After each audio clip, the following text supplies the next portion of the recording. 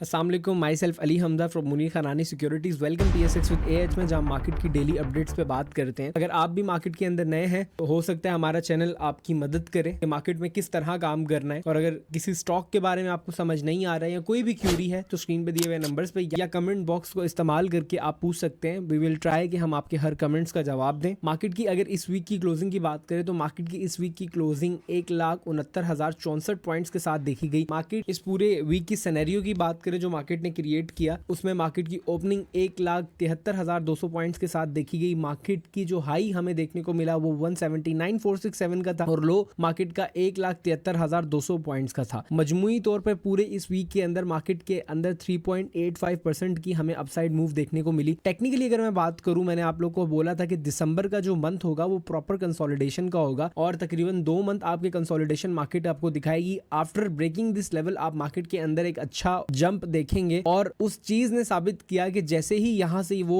Phase पूरा होता है, वो कंसोलिडेशन पूरी होती है, यहां से मार्केट इन लेवल्स को ब्रेक करती है तो हमें एक अच्छा मार्केट के अंदर जंप देखने को मिलता है। मार्केट की अगर लॉन्ग टर्म टारगेट्स की बात करें, मार्केट उसी पैटर्न्स पे जो इवॉल्व कर रही है। मार्केट का जो लॉन्ग टर्म पैटर्न पे जो टारगेट है वो 2,08,197 पॉइंट्स का है, जो कि इंशाल्लाह मार्केट आने वाले टाइम में आपको दिखाएगी। स्टॉप लॉस की बात करें पूरे इस सिनेरियो के अंदर जो इस ट्रेंड का बनेगा वो आपका तकरीबन 154,000 का होगा कि अगर मार्केट 154,000 से नीचे क्लोज हो जाती है, जिसका आसार अभी नजर नहीं आ रहा है, इंशाल्लाह और ना होगी तो हम मार्केट से स्टॉप लॉस लेके फिलहाल बाहर आएंगे और देखेंगे कि आने वाले टाइम में मार्केट करती क्या। अगर शॉर्ट टर्म के अंदर मैं टारगेट्स की बात करूं अकॉर्डिंग टू फिबोनाची, तो हमारे पहले टारगेट्स मार्केट के पूरे हो गए हैं, जो तकरीबन थे आपके 178 से 179 के, वो तो पूरे हो गए। यहां से छोटी मोटी रिट्रेसमेंट इज ओके। अब जो दूसरा लेवल हम मार्केट के लिए जो टारगेट को पॉइंट करेंगे वो 192 से 190 के लेवल्स होंगे। ये तो हमने बात की ओवरऑल वीकली सिचुएशन की, जहां पे डाइवर्जेंस भी एज सच मुझे कोई नजर नहीं आ रही वीकली पे बनती हुई, और अगर थोड़ा बहुत सेलिंग मोमेंटम बने भी तो इन माय ओपिनियन यहां पे आके जो मैंने लेवल्स की बात की है 180 से 190 के इन बिटवीन बन सकती है।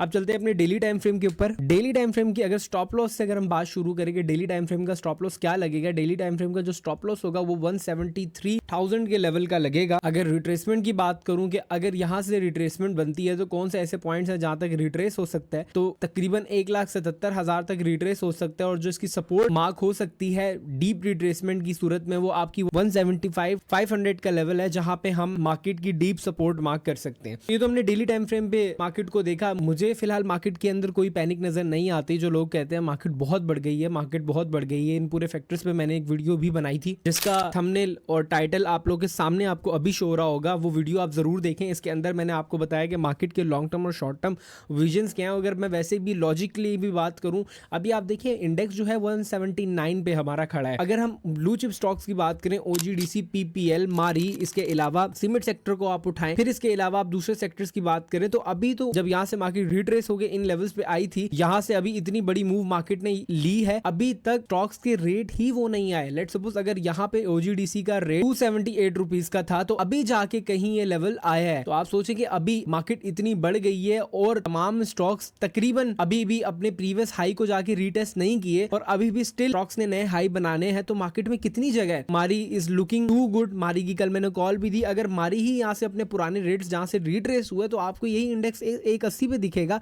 सेम अगर सीमेंट स्टॉक्स जहां से अभी दोबारा रिट्रेस हुए और जिन लेवल्स पे अगर यहीं से इन्होंने रैली करना शुरू कर दी तो आपको तकरीबन यही इंडेक्स 2 लाख पे मिलेगा। अगर इसी तरह आप लोग बैंकिंग सेक्टर पे आ जाए, banking sector is performing to good, और वही जो हम बात करें बैंकिंग सेक्टर्स भी अगर साथ परफॉर्म करें तो वही लेवल्स जिनकी मैंने बात की आपको इंडेक्स वहां पे आता हुआ मिलेगा। तो अभी भी इंडेक्स में बहुत जगह है, टेंशन लेने वाली कोई बात नहीं है, घबराने वाली कोई जरूरत नहीं है। जस्ट आप क्या करें, आप सिंपली हमें फॉलो करते रहें और अच्छे स्टॉक्स को पिक करें जैसा हम आपको बताते हैं और मार्केट में वैसे चलते रहें। अब चलते हैं अपने स्टॉक एनालिसिस के सेगमेंट पे और देखते हैं किन स्टॉक्स पे हम बात कर रहे हैं। सबसे पहले OGDC से बात शुरू करते हैं। OGDC की बात करें, OGDC की क्लोजिंग 294 की है। OGDC की जो सपोर्ट इस वक्त मार्केट के अंदर है वो 290 से लेके हमारे पास 288 रुपीज की है। OGDC अगर यहाँ पे दोबारा हमें मिलता है तो मेरे ख्याल से इस लेवल पे अटेम्प्ट करना चाहिए हैं, ओवरऑल अच्छे ट्रेंड में है। अगर रिट्रेसमेंट की बात करूं तो दोबारा जो रिट्रेसमेंट हमें 0.5 की मिल रही है वो 286 की है। अगर ये 286 पे आता है, यहाँ तक रिट्रेस होता है,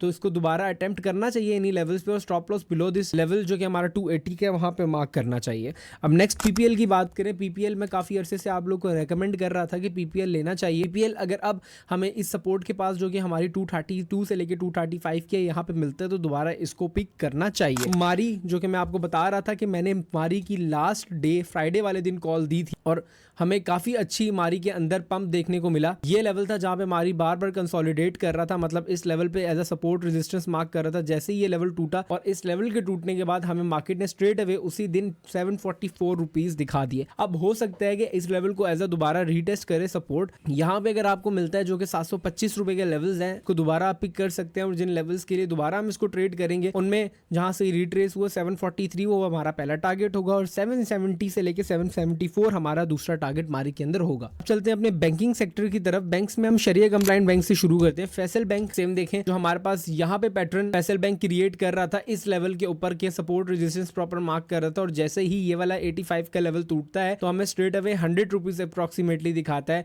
कि यहाँ पे फैसल बैंक इन्हीं लेवल्स के अराउंड कंसोलिडेशन कर रहा है। इन माई ओपिनियन हो सकता है कि ये वाला बॉक्स टूट जाए, क्योंकि अब अगर वो कंसोलिडेशन या ये वाला लेवल इतना स्ट्रांग नहीं होता तो दोबारा ये 83 पे रीटेस्ट होने के लिए आता। अगर तो ये 100 रुपीज को ब्रेक करता है, इसके अंदर जरूर चांस लेना चाहिए 115 से 120 रुपए तक के इनिशियल टारगेट्स के लिए। हमने इत्तेफाक से फैसल बैंक के अंदर तमाम जगह ये वाला लेवल और ये वाला लेवल पूरी ट्रेड्स की हैं और इंशाल्लाह जब ये यहाँ पे ब्रेक करेगा लेवल तो हम तब भी इसको 114 से 115 रुपए तक के लिए ट्रेड करेंगे। नेक्स्ट मिजान बैंक की बात करें। मिजान बैंक की लाइव कॉल मैंने 2 दिन पहले आपको दी थी और मैंने कहा था इनिशियल टारगेट जो मिजान बैंक के होंगे वो 455 टू 58 रुपीज के होंगे। हमारा पहला टारगेट मिजान बैंक के अंदर अल्हम्दुलिल्लाह हिट हो चुका है। लाइव कॉल आपको आगे दी थी। नेक्स्ट अगर मैं टारगेट्स की बात करूं, जो नेक्स्ट टारगेट है हमारा वो 465 रुपीज के है और आफ्टर ब्रेकिंग 465 स्मूथली 498 से लेके 500 के टारगेट्स हैं जो हम इसके अंदर देखेंगे। तो मैं आता हूँ लाइव ट्रेड्स आपको देता हूँ। इसी तरह का काम लाइव मार्केट के अंदर मैं अपने क्लाइंट्स के लिए करवा रहा होता हूँ। अगर आपको प्रीमियम ग्रुप या मुनीर खानानी सिक्योरिटीज में रह के हमारे सर्विसेज को इस्तेमाल करना है तो ईमेल करके हमारे साथ शिफ्ट होकर आप ये सर्विसेज इस्तेमाल कर सकते हैं। बीओपी पे एनालिसिस हमें कमेंट्स के अंदर कहा गया था, बीओपी नॉन शरिया है, बट फिर भी मैं आपको बता देता हूँ ये लेवल बीओपी का ब्रेक हुआ है 41.47 का। स्टॉप लॉस 38 को लेके मार्क करके चल सकते हैं। 45 का इनिशियल टारगेट है। ओवरऑल ठीक है, ब्रेकआउट हुआ है। अगर मैं बात करूं इसके टारगेट्स की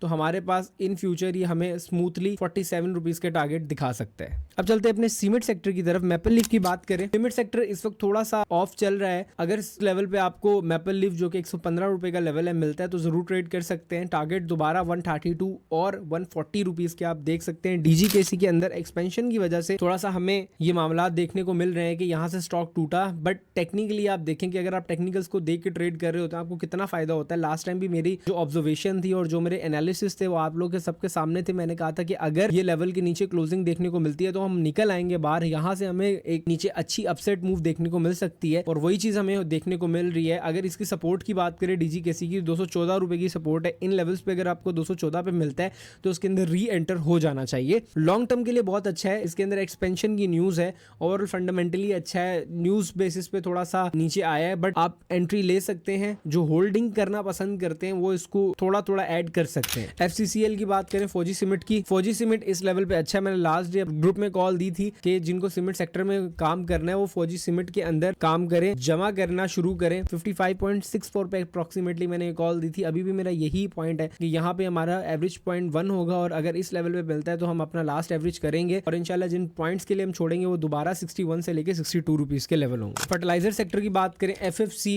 595 की क्लोजिंग हमें मिली है। अगर शॉर्ट टर्म में देखें छोटा सा ये प्रॉपर ट्रेंड लाइन को मीटअप कर रहा है। अगर इस ट्रेंड लाइन को तोड़ता है तो फिलहाल हमें बाहर आ जाना चाहिए। तो ट्रेंड लाइन को तोड़ेगा तो जो ये लेवल है इसको रिस्पेक्ट नहीं देगा और आने वाले दिनों में हमें 569 टू 70 रुपीज पे मिल जाएगा। अदरवाइज बुलिश ट्रेंड में है। जैसे ही हमें 602 603 के ऊपर की क्लोजिंग देखने को मिलती है तो इसी तरह आराम से स्ट्राइटली जिस तरह ये मूव करके ऊपर गया है 650 रुपए के टारगेट्स हम इजीली और स्मूथली देख सकते हैं।